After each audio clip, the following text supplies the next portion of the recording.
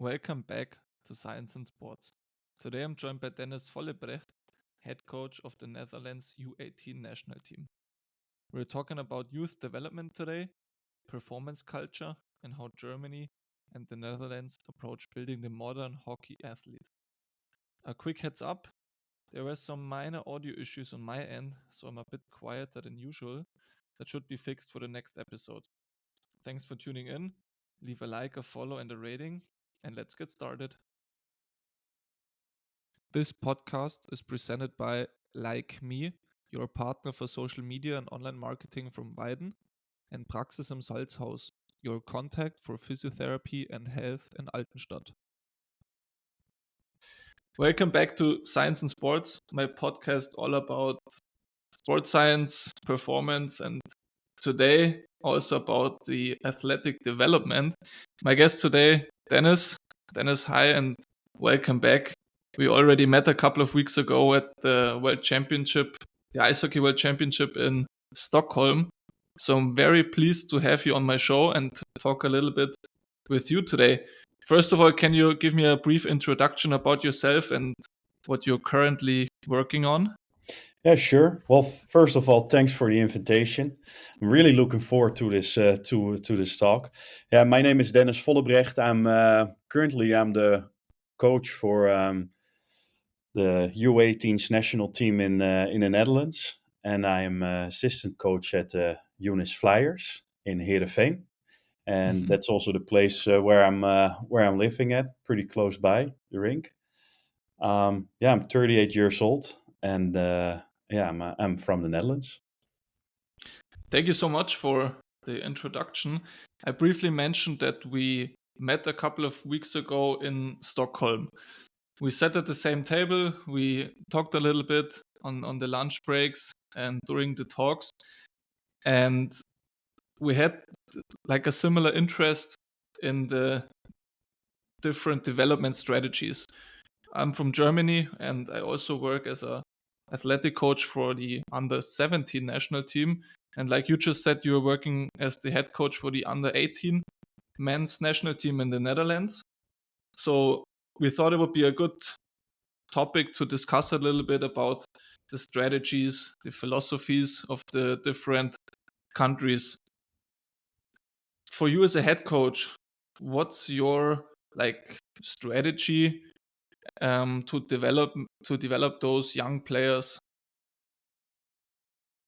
Towards the world championship. Well, my strategy is pretty plain and simple. We start with a really big group here in the Netherlands, Mm-hmm. usually on the beginning of the season, so in around September, October. And the main thing is that everybody feels comfortable. Like, I've been a player myself as well, and I know how nervous you can be to be on the ice with the national team. So the first thing for us is to let everybody know, just be yourself. Make sure you do a hell of a job when you're on the ice, but feel comfortable. Mm-hmm. Um, um, in the philosophy of the Ice Hockey Netherlands, and especially with the U18s, it's the first year everybody goes to a real world championship. Before that, at the U16s and the U15s, they go to tournaments, obviously, but it's not for the dough, like we say in the team. It's the first world championship experience. That's big, but on the other side, we also need to understand that it's development that still counts. Just as our U20 team, we all try to focus on getting guys better and making sure that they are ready towards the men's national team. So that's Mm-hmm. that's my first goal. Feel comfortable. What is the goal? The goal is development, and obviously, it's the first experience for a lot of guys with the World Championship. So, we need to perform on that side in making sure that you're the best version of yourself.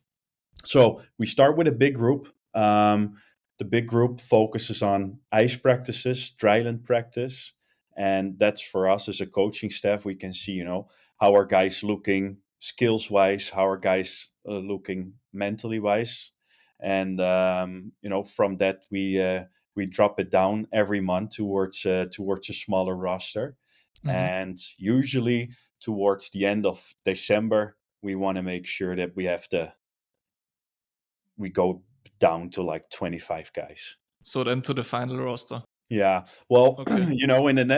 in the Netherlands, it's always a harder one to get a final roster because we have a lot of guys that are playing abroad. Um, the players from Canada, US, but also Austria, they come back maybe a week, 2 weeks before the World Championship starts. So that gives a lot of guys the opportunity to stay within the final roster to get better. And unfortunately, we have to drop guys. We have to cut them when the players come back from the outside of the Netherlands. But Hmm. still, it's a massive experience. And like I said, development is the main thing. And luckily, also from last year, a lot of guys came with me when I had the final cut conversation. They were Hmm. like, "I learned so much, and it was a great experience." And in the end, that's our main goal. Yeah. You mentioned three things. What I really find are interesting. Speaking about your philosophy as a coach, you mentioned that you want your players to feel comfortable. You want your players to be themselves. And for you as a coach, the development of the players for you is like the most important part of your job. It's not about firstly about the success or the performance. It's about bringing the players to the next level. Yeah, If obviously the success is also important, but I mean in this age, I guess the development of the players should be the biggest priority because then you build on the foundation for the next years to come and for the jump to the senior level, right? yeah. Well, to be honest with you, it has been a learning curve for myself as well. I think I go into my 7th year as a coach. Yeah, I think my 7th year, and obviously you want to win. Yeah. um, when I started coaching, I came into an organization what just started to become a team.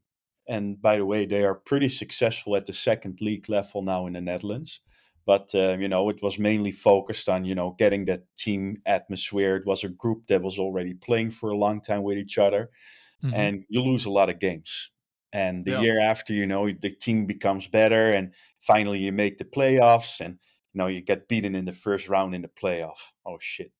What do we need to do? It was all focused on getting wins.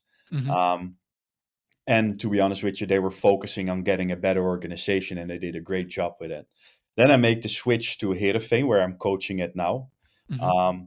They when I came there was nothing. And I still remember the conversations because we wanted to go in the second league in the Netherlands, and it was already a um, grown-ups league. We're all Hmm. senior players, and we wanted to make a team out of talents. So I got like guys that were 15, 16, some 17, and all of a sudden, you come in a league where you play against pros. We played against imports, and that's a reality check because obviously you wanna focus on the results, but you see, there are no results if you don't do anything on development. Yeah. And that's the bridge towards the national team as well. And my philosophy as a coach, it's easy to focus on the results, but let's be honest, when you play in pro level first team, then obviously results are the main priority. But when you come to a national team program for the U18s or below that or the U20s, obviously, development is the main key. And it was the same for me before I went to the first team here in Heerenveen. Development was the main priority, and I have to say I really love it. Hmm. I like to do it. Um, I really like to do it at practice, but also during games. We in Heerenveen we had 3 coaches in the bench, so you also had the time to actually coach. So that was a great experience. But yeah, in my opinion, if you don't develop and you have focus on development, yeah, it will be a tough one. Hmm. How many times are you seeing your under 18 national team on a regular basis? Well, it start from the period from from let's say the end of January towards the World Championship. Usually, in the beginning, it's every other week. Then we go Mm-hmm. to every week, and when we go like 5 days before the World Championship, we try to make sure we go we see each other every day. Okay. I was It just depends. Depends also a bit on when the World Championship is, For obviously. sure. I was asking because, like I said, I'm working for the under 17 national team here in Germany.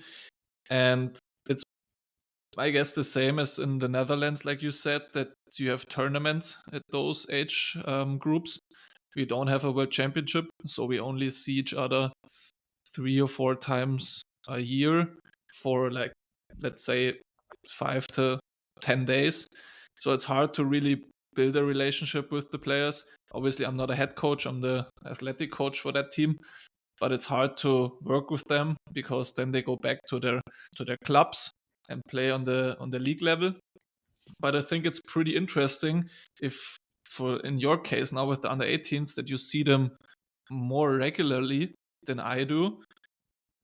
To, like, still my main point is the development. What I'm wanting to ask is, like, how do you, when you see them a lot, like obviously right before the world championships, how do you balance the long-term development versus the short-term performance that they need then for the games? Yeah. Well, the times that I see him is small. We only have Mm-hmm. an hour or an hour and 30 minutes of practice, so the whole process starts with me on making sure that we do as much off ice as we can do. And in my Mm-hmm. opinion, there are a lot of things. As a coach, you need to do personal. So check-ins, give somebody a call. How's it going? Especially the guys that play abroad. Have a little phone call. How's it going at school? How's it going on hockey? Are there injuries? The other part is making sure that all the system stuff that we talk about with the guys, like what kind of phase of plays do we have, breakout, traps, passive forecheck, column. I try to make e-learnings from it, Mm-hmm. and I will share the e-learnings with them. So when we're at the rink, we only have to go through the main lines of the practice. I also create an environment where everybody can ask a question. So before we go on the ice, we already have regular check-ins by phone. We have regular check-ins one-on-ones with the guys, and I make sure that with the younger generation, we animate the things that we want to teach them, like the different plays we have in the team. So when Mm-hmm. we actually go on the ice, I can focus on the development of the guys in the small things, because the big lines already has been teached also by Mm-hmm. the new tools that we have in this world. Yeah. So yeah, that really helps. But I'm somebody who likes to address something directly, and I do it face to face. And when you start seeing a line where guys have difficulties with something, we go back to the board, draw it up, do it in slow mo, show everybody what the different options are, and then we go back to the practice or back to the drills. But it's like focus on the development, and the great thing working with a age group at like the U18s, everybody has a big intrinsic motivation. I don't have to push them on going harder, for Yeah. example. Yeah.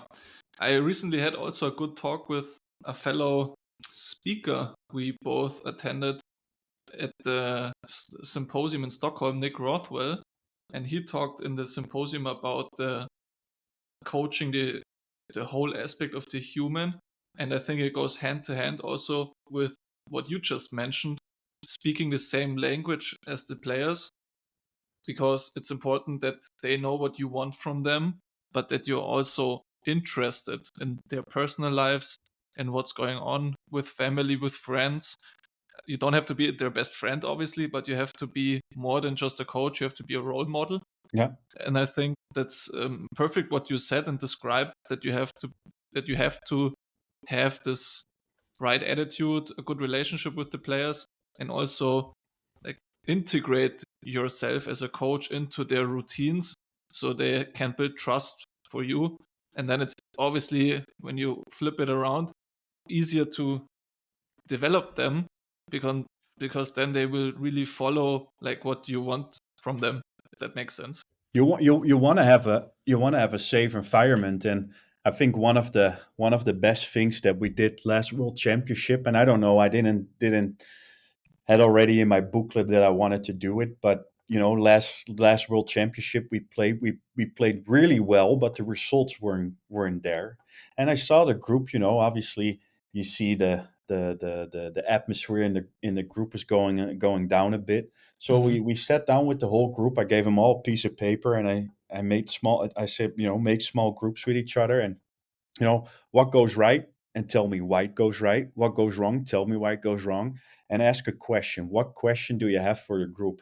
And obviously when you do it with a group of 22 players and staff, you expect guys, especially when they're 16, 17, 18, you expect everybody to laugh and Mm-hmm. make a big fun. And everybody was serious, and everybody had awesome questions and awesome analyzations during the games and the championship that we played. And I still get goosebumps when I think back on it, because it shows what a great group you can create by Yeah. making sure that the first step that you make as a coach is, how can I create an environment where everybody feels comfortable in being themselves, instead of the whole group wears the cap behind with their then I have to do it as well. And I Yeah. don't like to do it, but I do it because the groups wants to do it, and I Yeah. don't like that. Everybody is a human, and it's not that I'm soft, don't get me wrong, but the main criteria for hockey, in my opinion, is how can you be yourself, how can you be respected, and when Mm-hmm. that's okay, the whole group will feel okay. Yeah, that's true. If we switch the focus for a bit from the development part to like performance part, let's say, how do you mm, define performance in your stage with the under 18s? Do you do testings regularly? Are you monitoring your guys? And then is the testing results important for you, especially as for you as a coach? Or do you say, okay, testings are important, but obviously what happens on the ice is more important than what happens in the weight room, for Yeah. example? Yeah. Well, to be honest with you, this is something from Ice Hockey Netherlands perspective we really want to make steps in. But at Mm-hmm. this point, there's no objective measurement tool that we use to see, hey, the guys made a testing in the beginning of the year. They're standing now at this point, so we can be positive or negative. We do it at my club team at the Unis Flyers. We have more Mm-hmm. experience with testing. We also want to make steps there with, we talked about at the IHF conference as well with the heart rate Yes. monitoring. Yeah, we did. Those are steps we really want to take. But for now, when I look at the national team, how do we focus on the performance? It's what do we see on the ice, what do we see off the ice, and what do we see in a regular base, what the guys are doing at their league team, at their club team. Mm-hmm. For me, it results in watching a lot of hockey. And Yeah. luckily, we have long bus drives with my club team, so I open up my laptop, and on the trip, I try to watch as much as I can see from all the guys. I I work with a database in Excel, and I put all my notes in there. And that's great on current hockey. Doesn't matter if somebody plays in the US or in Sweden or in Austria, Germany, or in the Netherlands. I can watch all those games. So Yeah. that's a big one for me. I give guys regular feedback on that, and when I see them in person, when we have the practices, obviously, you give guys things back, and I want to see that on the ice as well. But yeah, performance based for me, it's performance on the ice and off the ice. I have guys who are amazing on the ice, and when I see them in the dressing room or how they behave when we do dryland practice, I can see behavior that I don't like. And because development is such a big thing, Mm-hmm. and it trickles down towards the performance. You can still have a problem with somebody who will not make the team, even though they are great on the ice. You don't see the right performance behavior as well off the ice, and Yeah. that's those are things we really are looking towards. And obviously, it's not my own opinion. I have a staff. I have a great team manager, assistant coach, and together with that group. So not only the coaches, but also the team manager is a big one for me to make decisions on, because he sees things that I don't see, for example. Yeah. But we really want to make the step towards a more objective style of making decisions towards the performance base of the guys, how Yeah. they behave, and how they perform.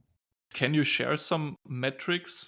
Like you just mentioned that you watch a lot of video, like a lot of hockey games on the bus, for example. Can you share some metrics Yeah. um, that you Well, will then communicate with all your team and staff? yeah. Well, what we use video analyze software, Hmm. and but we have a couple things. I want to understand that guys know what they are doing. So before everything starts, I want to know, do they know what kind of D zone coverage they are running, what kind of neutral zone um, systems they have, what do they do in the O zone. Um, when I have those 3 points during the game, I try to see what kind of decisions are they making. Um, are they working hard enough? Are they a team player, or are they doing everything by themselves? Um, so, for example, I know a team is making a 2-1-2 check, and I see the right wing, the F1, for example, on the right side, and he needs to go for a 2-1-2, and all of a sudden, he Hmm. bumps bumps over to the other side, whereas colleague F2 is skating as well. I'm giving back. It's like, hey, I know you do a 2-1-2 check. Why don't you stay in your own lane? The D he skates towards, that's your guy. Your colleague F2 is skating towards the other D, and that's how you run that system. And you have those conversations, and by those conversations, the real development and also the performance part starts to grow. Um, Another thing that's also tough sometimes for us in the national program is the coaching is not always on the club team. It's also a lot of times mom and dad who are in the bench. Hmm. So Okay. we try to help them as well during the season on making Hmm. sure that they understand the systems that they are running, and the strategies that they need to do. But it's what do they do? D zone, neutral zone, O zone. What is the strategy behind it, and what do we see on the behavior on the ice? No Hmm. stupid penalties, no yapping towards the ref. Have respect, and those are the main feedback points we give them back out of games. Yeah. Okay. So basically, you watch tape, you analyze from A to Z, Yeah, and you give the feedback to everyone who is involved in your team, yeah. so you can create an atmosphere for um, a development that you can really like a long-term development process. Yeah, and Yeah. also the guys that go to a world championship, that's the easy part. You know, Hmm. Y- Usually on the beginning of the year, you can already draw out your potential roster, and especially I've been doing the national team now for 2 years.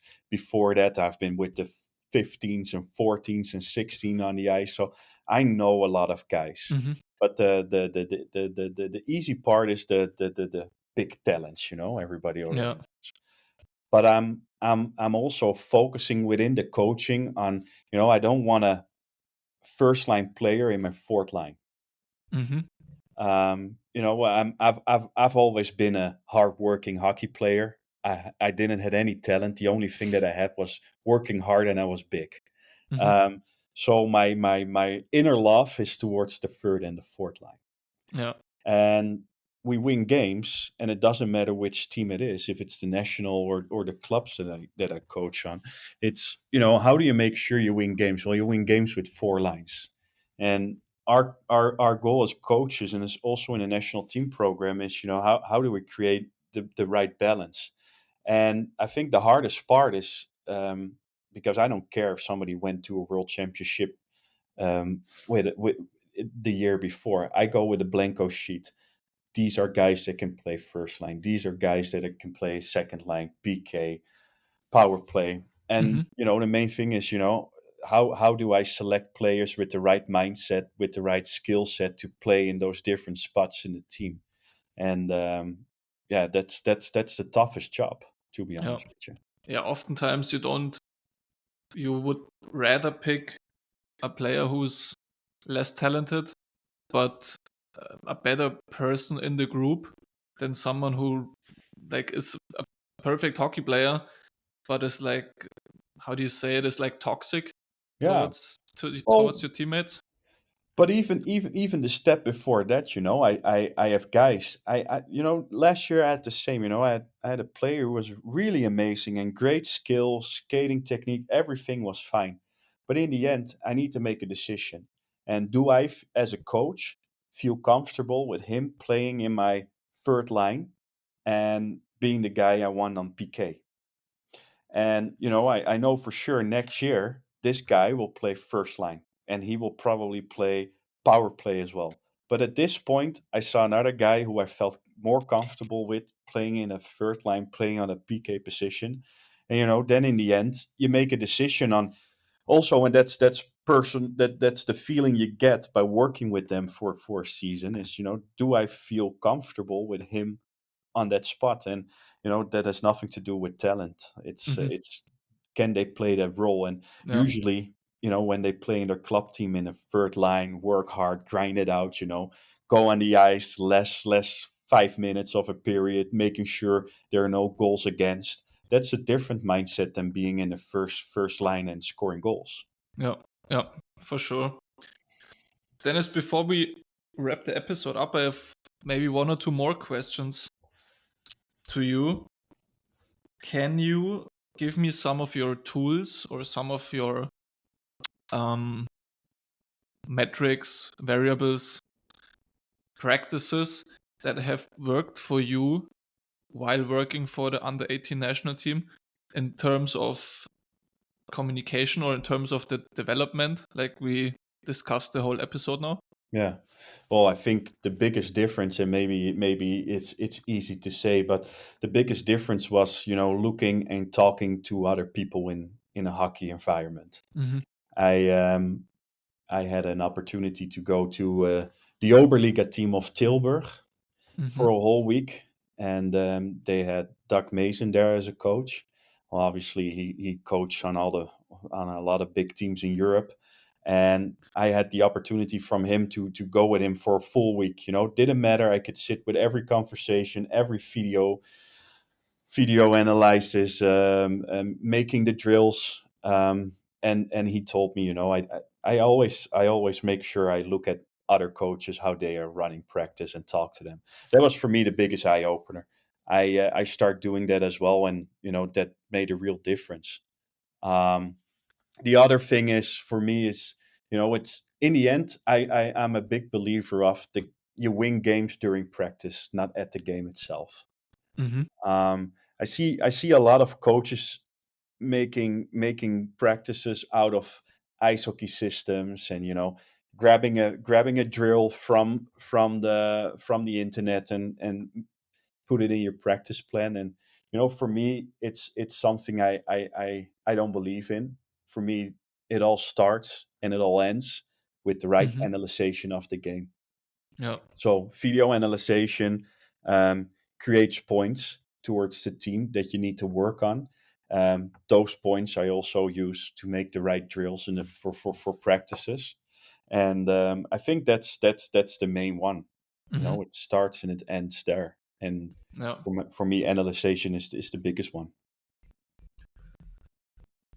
Okay, then I have one more question for you. I just note some things down, by the way, because it's really interesting what you just said.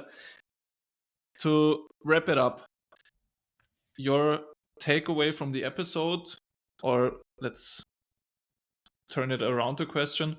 Um, if you could give an advice to a younger coach who wants to become or who wants to evolve in ice hockey, for example, in our sport, what's like a thing you could give him on his way to become a better person and obviously then ultimately a better coach? Yeah, well, it starts by, sticking your neck out. Just go. And that meant for me, I went to all the early morning practices with the young kids with the national team. And, to be honest with you, it's almost a 3 hour drive from home and a 3 hour Hmm. drive back. So your whole day was gone. Yeah. Keep pushing. Same, you get an invitation to go for a week towards a coach and look with them. I canceled my work and I've been there for a full week, staying in a hotel. Um, in the end, if you really, really want to do it, then it doesn't matter how much time you put in it.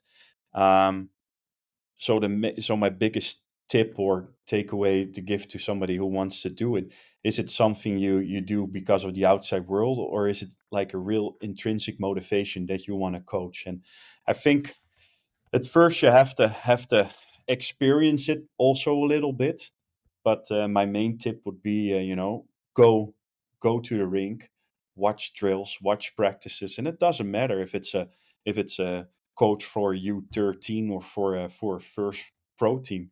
You can always take ideas from somebody else, and the main thing stays. Communicate, try to Hmm. create some relationships, and you don't have to be big buddies with everybody that you speak to, but make sure that you have the right communication skills, and also have some balls to just talk to somebody.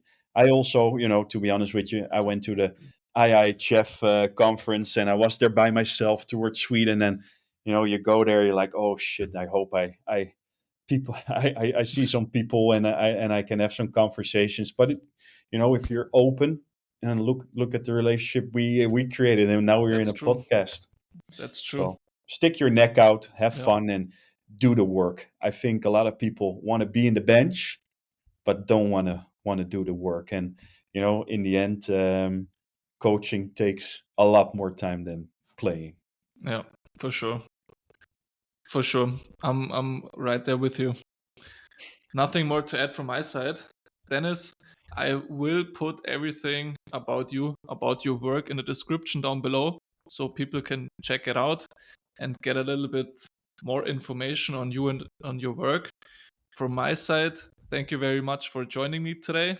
You said it right. It was a great opportunity in Stockholm, and it was nice that we met, we talked, and now we ended up on my podcast. So thank you again for joining me, for your insights, and for the little conversation about the development stages or the development overall in the Netherlands and your training philosophy. And I hope we can stay in touch and dig deeper into the big big world of hockey. Well, for sure. And also, thank you so much. It was a big pleasure to join your podcast, and for sure that we stay in touch. Would love to. Dennis, thank you very much You and take too. care. Take care. Bye. Thanks for listening to the show.